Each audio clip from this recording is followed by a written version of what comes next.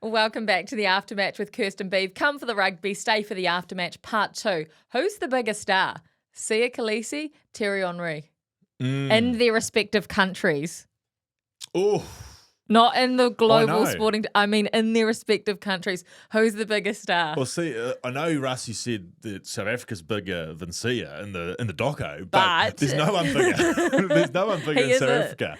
And then I'm trying to think, is there anyone bigger in France? Because Thiery Henry obviously delivered. I'm sure he was in the team that won the World Cup. I think he was. Okay, he's not then. So Zidane would be bigger. Oh, Zinedine. Yes. Okay. So it's Sia wins. Sia wins. Yeah. And South Africa win. Yes, Funny they that. do. In the rematch of the quarterfinals at a brilliant Stade de France. And don't they just do things exceptionally well over there with the show that they put on before the ball is even kicked, Beav? Yes, I mean, I wasn't paying much attention to that. I was getting a bit of a breakfast ready at the time, but then when the light show came on and all the rest of it, I had to get enthralled, and it didn't disappoint, Kirst. I reckon that first 20 minutes, and it's an easy thing to say, brutal. Like that first 20 minutes, if you had numbers 1 to 8 on your back, there was nothing left. It was just a smash-a-thon. And for the first 20 minutes, the Frenchies were probably winning the smash-up. You know, I've never seen a counter ruck.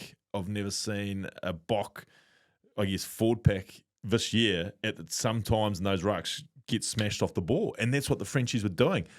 And they got a couple of nice tries to Pont to start with. And they were starting to dare to dream, Kirst.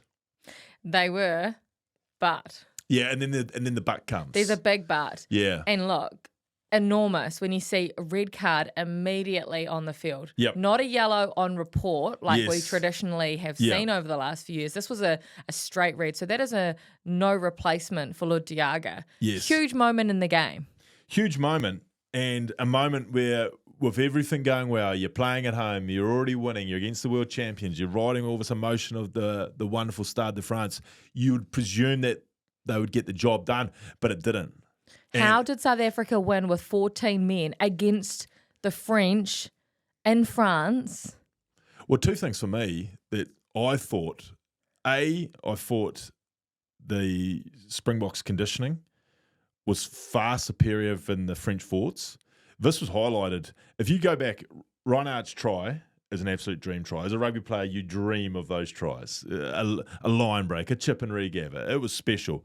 But how that unfolded, they went from a set piece, I think it was a scrum, one ruck, and then where their tight five should have been defending, and it wasn't lightning quick ball or anything like that, but where they should have got to defensively, they were nowhere near. I don't think Reinhardt could believe his luck when he looked up and saw absolutely no one defending that short side, and he went straight through, chip and regav, and scores one of the tries of the year.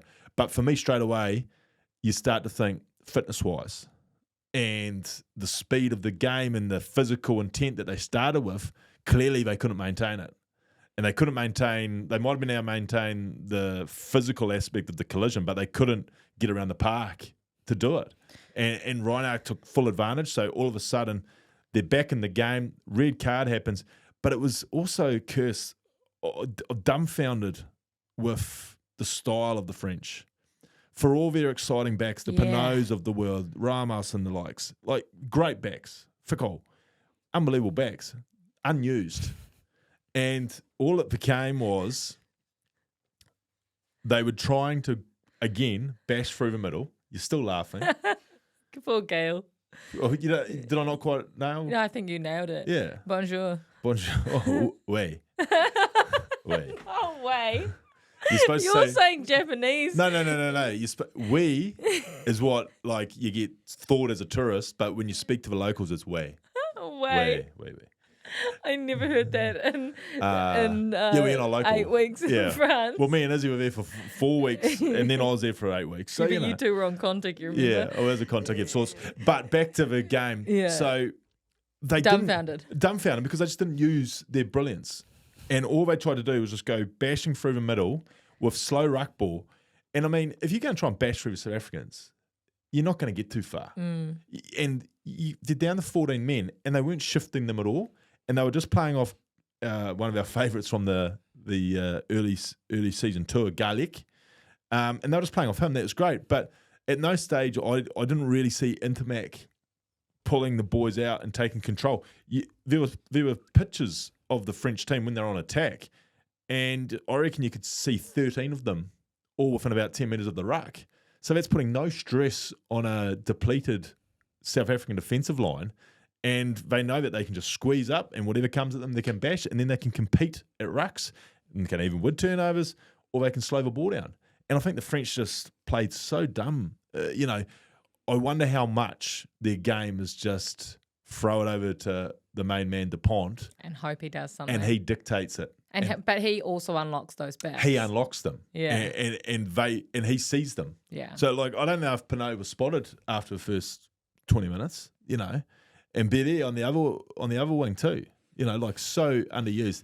Is my French not quite there today? Because way, yeah, way. Shout out to all our French listeners. Tell us, and subtitles. Is Beav right? Is it way? It is you're way. a local. It is way. Please in the comments. And have you heard that?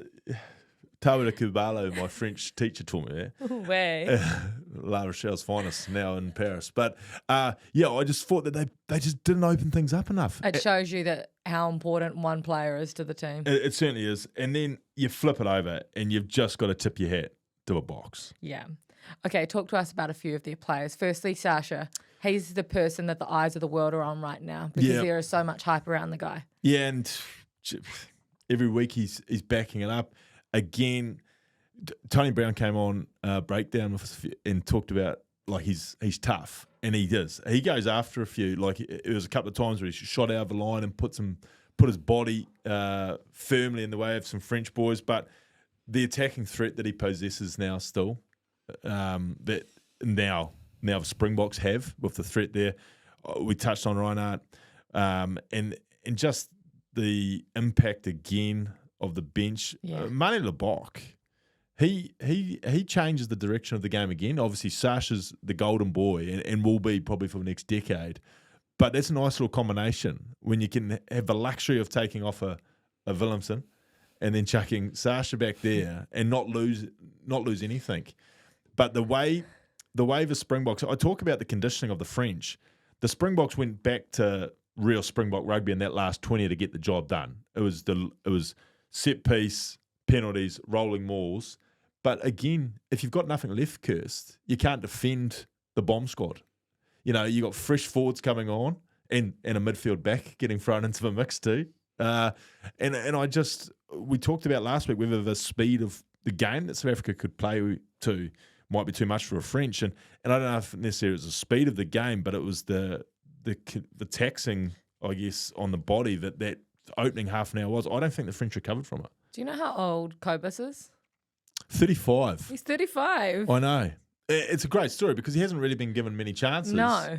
And he'd be in no hurry to retire because... Well, you think about Faf and the others that have been before him that have taken that jersey. He probably... Thiery was probably around when he first started out. But the way he's playing, 100%. He'll be there in 2 years' time. Well, look at Jamison Gibson Park. Yeah, but he's not 35. Who wouldn't be far off? 33. Ooh. He'd be my age. Do your research. But yeah. Where's your spies in Ireland? But then Williams, don't you worry about those spies. And then Williams comes on and seals it with, just, again, a different sort of threat around the rucks. But again, because French, A, I thought they were getting tired. B, they were obsessed about trying to stop a line out more, which they just conceded. Then it just opens up for someone as sharp and nippy as Williams. Tell me, your player of the Rugby Championship was Sasha Feinberg Nomazulu. Is he the World Rugby Player of the Year right now? He's going to have to start going close. I think Artie's still well and truly in the conversation. But I'd say Sasha would... Peter Steph? Peter Steph. I mean, he's always in the conversation. If not winning it, then he's always nominated. Saves his best for World Cup finals. Yeah. Unfortunately. Yeah, unfortunately. But, he's always there thereabouts too, isn't he? The impact he has. Because, he's the one mainstay that usually goes 80 minutes for him. Of all the experienced Boks, him and Marks now are playing huge minutes. You think, with all this going on, with all the hype, with all the emotion, he takes off Sia. Yeah. And he takes off Eben, his best mate, and world's best lock. And they still, with what they've got, get the job done. It's brilliant coaching at the moment there. Yeah. If they, depending on who wins World Player, we must win Rookie with Fabian. Oh, well, of course. Fabian's... Fabian must be. Fabian, and he's only just going to nudge out our other... can we... Leroy? Yeah, can we sexy that up at all or no? Leroy. Yeah, Leroy, yeah. Way. Your French is really good today. But yeah, I'll go along with Fabian.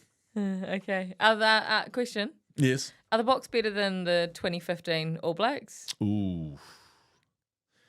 You know how you do that? Yeah. If you win 3, I reckon. Then you better them. But right now they equal 2. Yep. If they win the next. Yeah. Yep. Then they go better. It'd be, not for today's show, maybe for the summer season, it'd be fascinating to put the two teams next to each other and who you're taking. Yeah, we'll do that.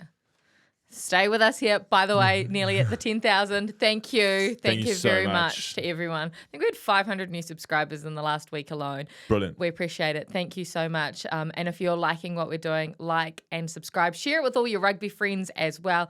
Make sure people know about us, because that's the hardest thing, is getting the word out there and letting them know. Kirst and Beav are here. We're here to deliver what you want. So post your comments. Fire away to us. We always want your involvement in the program. At the aftermatch. Some good aftermatches coming ahead. Up for boys, I'd say. We need to change the name to Kontiki. The Kontiki. Way. I tell you what, their aftermatch, they finish in Cardiff. There's some stories out of Cardiff. 2 more weeks and you get those people. This is the aftermatch with Kirst and Beav. We'll I'll see you change the soon. names, though.